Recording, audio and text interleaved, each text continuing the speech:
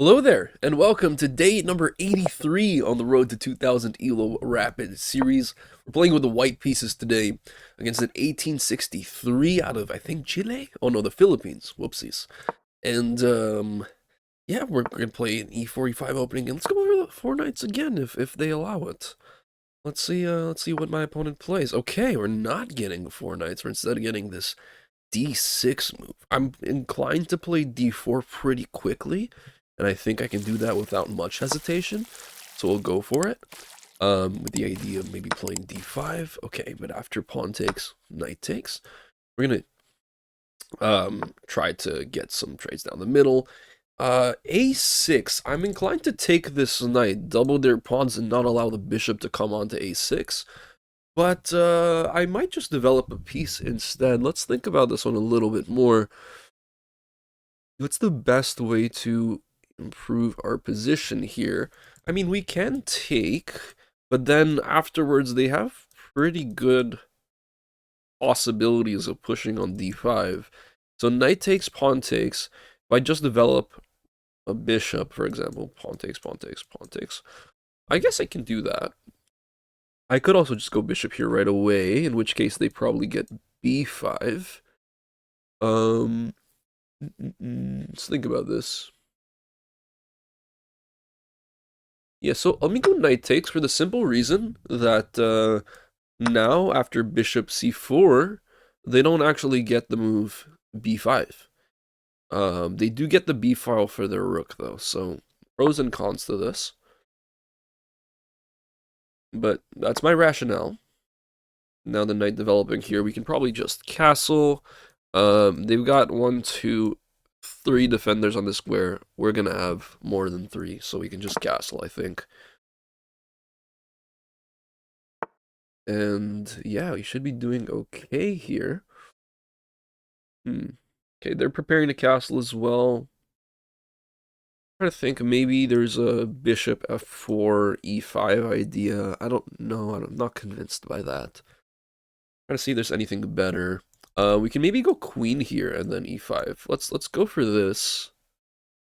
This could be something worth considering. We're also getting pressure onto these squares. Bishop g4 is kind of annoying, and I just spotted it. But we probably just sidestep, and we no longer have this idea.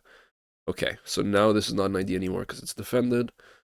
Well spotted by the opponent. But let's centralize a rook onto e1. We could develop our dark squared bishop as well. I don't think it does too much right now. Maybe bishop f4. Bishop f4. Or maybe I can play h6 to just disallow this in the future, because it could be annoying if I want to get a rook on d1 later on. But it's not necessary right now. If bishop here, simply just queen here, I guess. Or maybe I can play queen g3. Queen g3 attacking the pawn. Go for this. I guess knight here is a move. But we can just, okay, and then bishop here, knight here, I guess, is a move as well. So maybe this pawn is pinned. Let's think about this. Maybe I can push right now. Does that do anything? If I push, they can push. Let's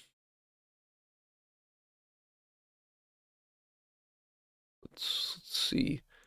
The bishop here doesn't work because of knight here. Maybe I can go bishop e2 to set it up. But then they have enough time to go rook e8.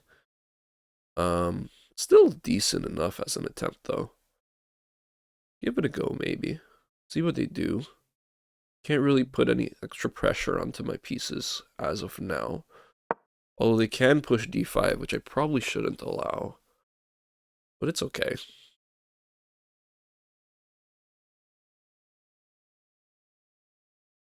This also removes knight h5 as a possibility. Okay. Well, now we get this with clear. Well, actually, bishop here, bishop there. Maybe it's not that obvious. That looks like a terrible move, though, just objectively. Maybe instead we'll play bishop d3, which also is silly because we're moving the same piece multiple times. But if bishop here, I don't really know how to make progress in the position. Maybe pawn up takes knight here, but then simply after knight takes, queen takes, and it's the same situation. Think about this one.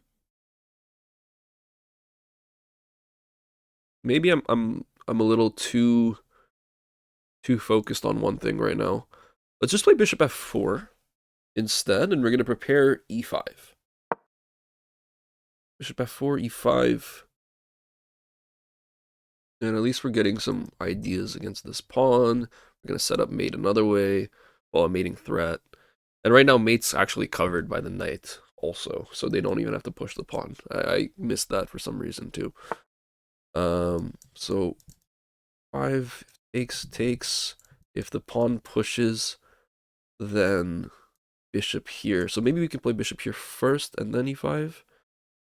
But then if we play bishop here first, d5, that's not a threat. We'll play bishop d3, simply improve our pieces. And yeah, my opponent has taken a really passive stance, which must be good for us. Here, and I'm not really sure how to make progress in the position once again. Okay, well, this is just a free rook.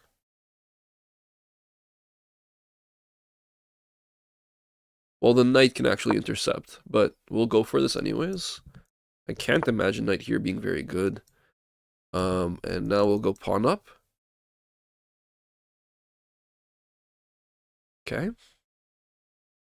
This bishop can stay rock solid here. It's nice. Maybe we centralize our rooks now. Create some more pressure. I'm also very low on time. It's a thing that keeps happening to me when I talk. But it's part of the game. Okay. The rook can sidestep. We can get a bishop back onto c4. We've been moving these bishops, like shuffling them a lot. I don't know if I love that. But, okay. So. I'm thinking bishop here. We can play pawn up, probably. Or maybe not. No, we can't. Actually, you know what? Pawn up, pawn takes, rook takes. If bishop takes, queen takes, pawn up again. Bishop check. It looks kind of promising. Pawn takes, rook takes, bishop takes, queen takes. We go down the exchange. They have f6. But then bishop check. King has to sidestep. And then we have... I don't know if we have anything after that. So maybe not. We can try to make it happen. So let's play like f4. We'll go all in on the aggressive. We'll go aggro. If bishop takes, pawn takes, simply.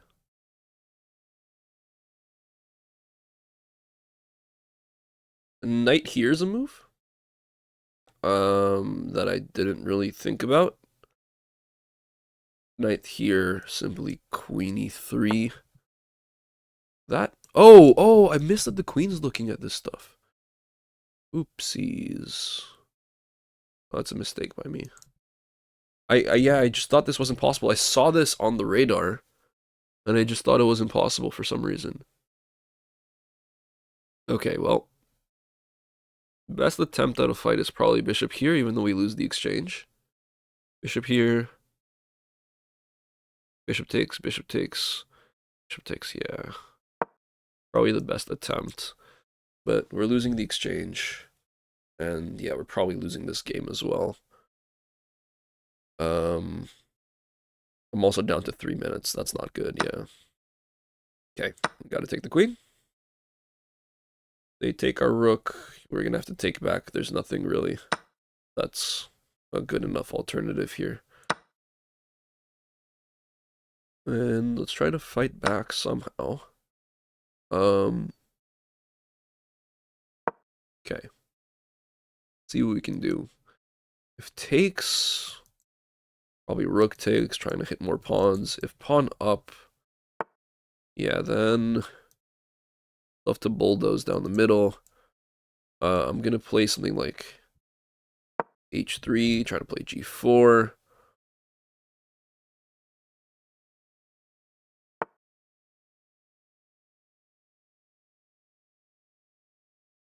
Try to play g4, still go for this.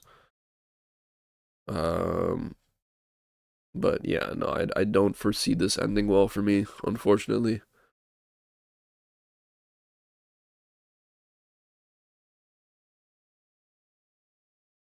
But we just gotta get those pawns moving. No real choice here. Okay, so pawn up, pawn takes, doesn't work. Play rook here. Or maybe I can try to just reroute my knights to better squares. My knight. My knight. I only have one knight. Go this way. Prevent them from kicking out my bishop. Okay. Rerouting the knight.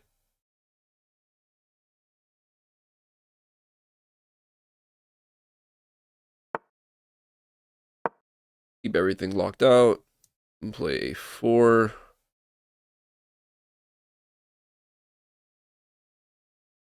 If you play a4, I'll probably just try to go for this. Where is this knight going? I'm not sure.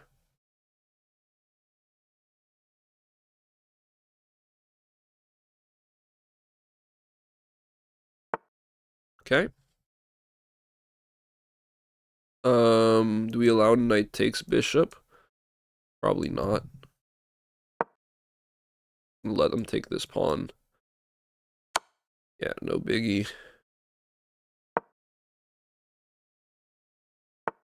And let's go for the... Oh, this doesn't work anymore. Okay.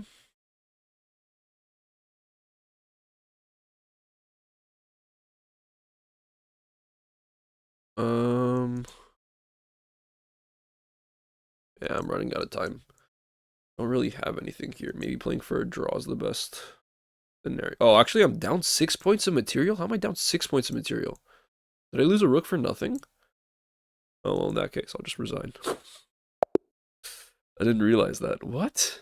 I thought I was just down in exchange. I guess I didn't win a piece back?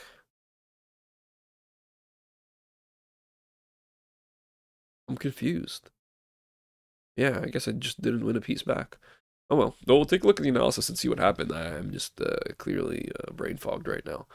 Well, we started this game with e4, e5, knight f3, knight c6, and knight c3 and d6, which is a 3-knight opening, but instead of going into the 4 knights, which I like to play after knight f6 by black, d6 here kind of goes into a sort of Philidor-ish type of setup with a knight on c6. And here we just want to open up the center, so d4 is played. After my opponent takes back, we get the trade of pawns down the middle, and now a6 by my opponent. And here, I'm already better, but I need to prove it. Knight takes c6 is the second best move, and it maintains a pretty reasonable advantage. Bishop c4 is a little less convincing. Apparently, bishop f4 is a strong move, probably trying to set up ideas of pushing on e5.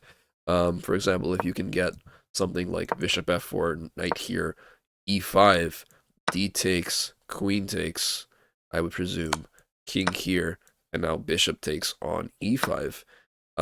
This is a pretty solid way to get out of the opening with a big lead for white. So not something that we got, unfortunately. I played bishop c4. It's not a bad move. After knight f6 here, bishop f4 should have been played really by me. I castled instead, and this gives them enough time to consolidate the position and castle themselves. And here, queen f3, with the idea of pushing on e5 and taking on c6, is easily thwarted by... Well, castling actually is fine here, really interesting. I guess after pawn up, now you can probably just take, if queen takes pawn here, then I guess, okay. I guess this is just fine. You're not up a pawn because you gave up a pawn to make that attack happen, and they're out of check, so you don't gain a tempo from it. So interesting enough, the casting was just fine. Here they played bishop d7, which stops my idea completely, but allows me to play bishop f4, which I didn't play again. But you know, queen g3 still creates a threat, attacking the pawn on g7. After castles, I didn't play bishop h6 because of the possibility of knight h5. Apparently knight g4 is also good, which I never would have spotted. This little interference of the mating square and also an attack on the bishop at the same time. But so I didn't go for this. Instead, I developed my bishop back to e2. So backwards development, which in this case, I actually think is a reasonable move because now it enables the bishop h6 idea. And my opponent probably saw this, which is why they went 98. It's actually the best move in the position, surprisingly enough. Because now bishop h6 doesn't carry any threat. So here I just try to go bishop f4 much too late in order to push my pawn onto e5. They do nothing, and I just improve my bishop first before trying to push the pawn. I didn't push e5 right away because I figured that they wouldn't have to do anything about this, which is correct. If takes, just takes back, and they're totally fine. Although takes back, yeah, because the bishop and knight are both looking at the d6 square. So here I just get the bishop looking at the king, attacking h7, and now g6 is played to prevent any of those ideas. And now bishop h6 is met with knight g7. My opponent played very well. I must say, I checked the accuracy of my opponent was like 96%. So I can't beat myself up over not being able to convert my advantage too much. Very good defensive chess by my opponent here. I should have gone f4 right away. Rook e1 doesn't really add any fuel to the fire. And instead, if I'm trying to break through with the pawns, I'd rather have the rook on the f-file. I played f4 without the rook on the f-file, and that proved to be a mistake. And I mean, this proved to be my undoing because bishop h4 is a move now. And here, what I really should have done is just played down the exchange with the queens still on the board. I made a mental typo here. Like I just forgot the fact that after trying to trade queen for queen and then sack the exchange, after bishop takes queen, bishop takes queen, bishop takes rook, I take the bishop back, but I also lose my bishop. So I didn't just lose the exchange, I also lost the bishop additionally. I'm already down 5 points of material. There's not much else to see from here. I still tried to play moves that made sense, but then when I realized that there was no progress to be made in the position, because realistically, what can I do here in order to push my pawns forward? The answer is nothing, and I just resigned. It's unfortunate, but these types of mistakes happen, and improving at chess is about consistency. And that's something that comes with just practice. And hopefully in the future, I won't be making these mistakes as much. We'll see. But it's a loss, and that's fine. We're at 1807 ELO now, and, you know, hopefully it's baby steps. It's baby steps. I didn't expect this to be easy. I didn't expect this progression to be easy. I was a little surprised when I gained so much ELO quickly to start off the series. But we're settling into a kind of a bit of a stagnant period, and that's fine as long as I keep making efforts and attempts to improve and move past it. And that's what I aim to do. So let's see whether or not we can do that in the days and weeks to come. Thanks for watching, folks. If you haven't already subscribed to the channel and you've been watching these videos, I encourage you to please subscribe. It'd be really kind. And also to drop a like below. And drop a comment below. Let me know what you think. And I will be going live regularly on Twitch and on YouTube as well, playing Blitz more regularly. So if you want to catch me trying to improve my Blitz rating, or if you want to play against me, I will also play viewers. Make sure to tune in to those streams as well. That being said, take care. Hope to see you in either of these streams or in the comments. And I'll have you all hopefully watching the next video too tomorrow. Take care of yourselves. Have a good one. Bye-bye.